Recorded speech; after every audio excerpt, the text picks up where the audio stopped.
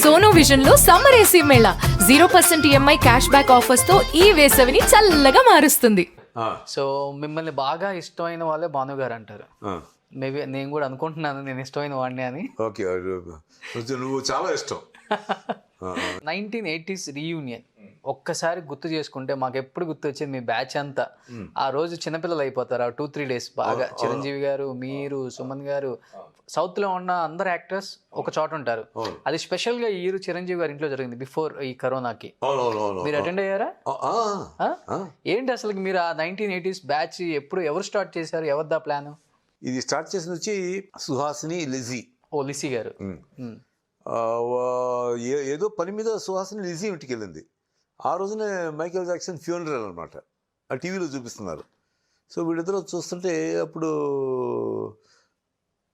వీళ్ళు అనుకున్నారు, ఏంటి మనం బ్రతుకున్నంత వరకు అది ఎవరు రాలేదు, ఆ మైకేల్ జాక్సన్ చనిపోయాక అందరూ ఆర్టిస్టులు వచ్చారు, అందుకనే మనం బ్రతుకున్నప్పుడు ఎవరు వచ్చి మనం చూడరు, మనం బ్రతుకున్నప్పుడే ప్రతి సంవత్సరం మనం అందరూ కలుసుకుని ఒక సంవత్సరం ఒక రోజున కలుసుకోవాలి, ఎందుకంటే మనం చచ్చిపోయాక ఎవరు వచ్చి మనం చూసినా కూడా మనకు తెలియదు కదా.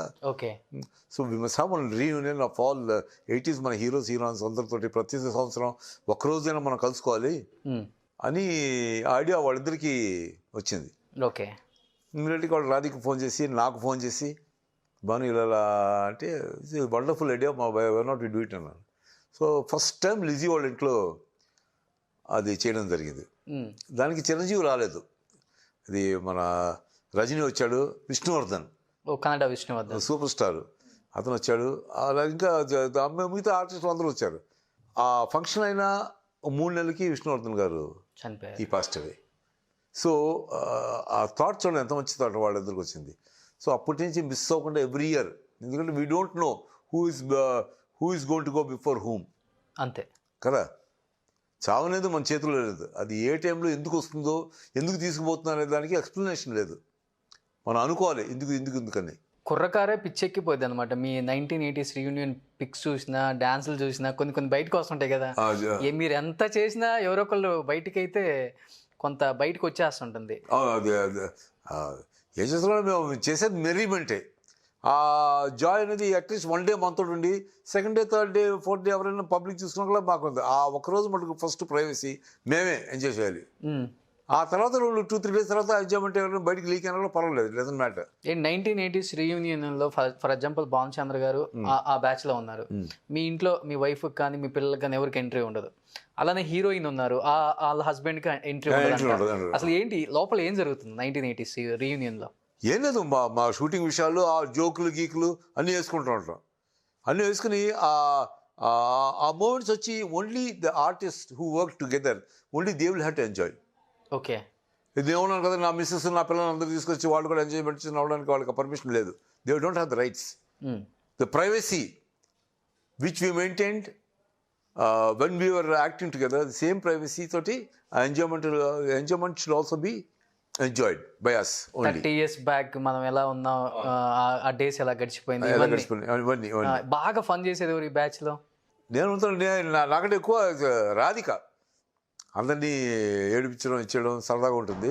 నేను ఎక్కువ మ్యూజిక్ సైడ్, నేను సుమలత, తర్వాత సుహాసిని, మేము తమిళ పాటలు పాడడం, తెలుగు పాటలు పాడడం, తర్వాత కొన్ని జోక్స్ ఉంటాయి, ఆ జోక్స్ వేసుకోవడం, ఇవన్నీ అంటే పర్సనల్ అనమాట, ఇవన్నీ సరదాగా ఉంటాయి, ఓన్లీ ఆర్టిస్టులకే తెలుస్తుంది.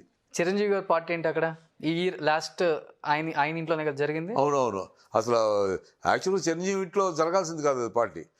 మేము గోవా ప్లాన్ చేసాం, గోవాను Mumbai. So the party suppose to take place in Mumbai.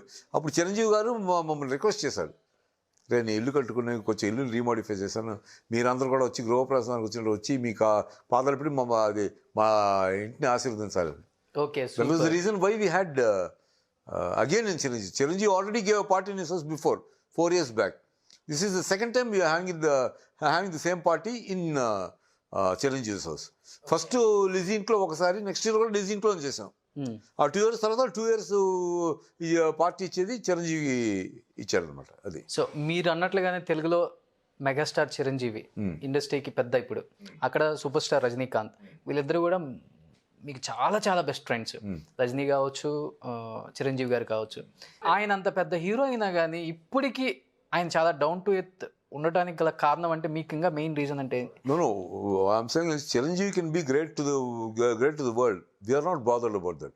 We are all institute classmates. We are all actors, fellow actors, co-actors, and we'll have to remain only that way. We don't care whether you're a superstar or a little star or a small star.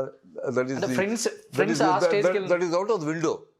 The most important thing is in 80s we were all together as friends, as heroes and heroines. Super. You may be a hero in one film or he may be a hero in 100 films. That doesn't matter. But 80s heroes, heroines, we should all be together, especially who all work together closely. Okay. ఇప్పుడు నేను చిరంజీవి అయితే గూఢచారి number 1లో చేసాం, తర్వాత అదేంటి ఆడవాళ్ళు మీకు జోహార్లో చేసాం. So ఇలాంటి కొన్ని ఫిల్మ్స్ అనమాట. సో ఈ combination of artist who all know each other, who all work together, అందరూ కలిసి పనిచేసిన వాళ్ళందరూ ఈ పార్టీ. మీరు ఒకే ఫిలిం ఇన్స్టిట్యూట్ కదా? చిరంజీవి ఇది లాస్ట్ బ్యాచ్, రజనీకాంత్ గారు. Rajinikanth first batch, Rajinikanth senior most. Okay. అందుకని ఇది ఇన్స్టిట్యూట్లో అందరూ వి లవ్ రజనీకాంత్. ఓకే. అసలు రజనీకాంత్ మార్గదర్శి మా అందరికి. రజనీకాంత్ ఇంత ఒక బస్ కండక్టర్ ఉండి ఇంత కష్టపడి ఇంత పైకి వచ్చినాడు, అసలు పైకి వచ్చినాడు, మనందుకు రాకూడదు. ఆ సిన్సియారిటీ, ఆ తపన ఉంటే మనం రావచ్చు. ఎందుకంటే అతను ఎక్కడో బస్ కండక్టర్ ఉండి ఇక్కడికి వచ్చి ఇండస్ట్రీలో ఫుడ్ లేకపోయినా చాప్ మీద పడుకుని, నేల మీద పడుకుని, ప్లాట్ఫామ్ మీద పడుకుని ఇంత హీరోయిజం స్టార్డమ్ అచీవ్ చేయగలిగాడు. సో నాకు అతని కంటే కొంచెం బెటర్గా పొజిషన్ ఉందో, వై కాంట్ అచీవ్ దిస్, ఆ తపన ఒకటి. Okay. And his way of nature, his way of simplicity, institute people we all admire Rajinikanth. Rajinikanth is wonderful person, is more of a philosopher than actor. బాగా గుర్తుండిపోయే ఇన్సిడెంట్స్లో ఉన్నాయి ఇన్స్టిట్యూట్లో, బాగా కోతి పనులు ఏమన్నా మీ అందరికి, మీ బ్యాచ్కి? రజనీకాంత్ అయితే ఎప్పుడు బాత్రూంలో పెద్ద అద్దం ఉండేది ఇన్స్టిట్యూట్లో. అద్దం ముందు సిగరెట్ వేసుకోవడం, అంటే నడిచి చూడడం, మళ్ళీ టక్కన తిరిగి చూడడం. అది ఈ ఆడవాళ్ళు బాత్రూమ్కి వెళ్ళాలంటే ఈ రజనీకాంత్ అక్కడ అడ్డం ఉండేవాడు. వాళ్ళు వెళ్ళి ప్రిన్సిపల్ కంప్లైంట్ చేశారు, సార్ ఎప్పుడు బాత్రూమ్ పోవాలన్నా కూడా అతను అద్దం ముందు ఇలా తిరుగుతుంటారు, మాకు సిగ్గేస్తుంది సార్. ఆ ప్రిన్సిపల్ వైజీ పాఠశారథి గారు, వైజీ మహేంద్రన్ ఫాదర్. అప్ప రజనీ అంత పొన్ను చాలా కష్టపడడానికి అప్ప సార్ నాకేం పర్వాలేదు సార్, వాళ్ళు అలాగా చూడండి సార్, నీకు అర్థం ముందు యాక్ట్ చేసుకుంటాను, వాళ్ళు కానివ్వండి సార్, నాకు పర్వాలేదు సార్ అన్నాడు. అది అలాగా పాపం. మీ ఇద్దరు మంచి బెస్ట్ ఫ్రెండ్స్ అని విన్నా నేను.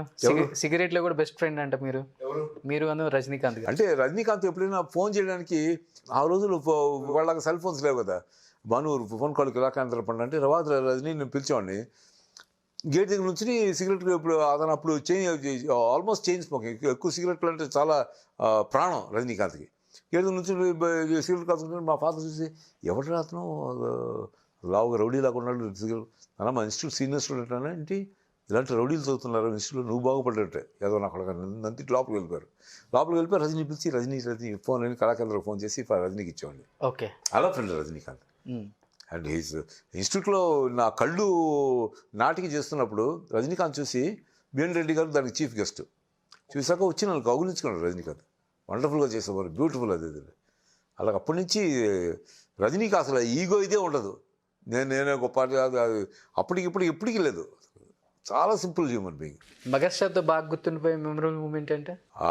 చిరంజీవి నేను ఒక రూమ్మేట్స్ కదా దీనికి. మీ ఇద్దరు ఒక రూమ్మేట్సా?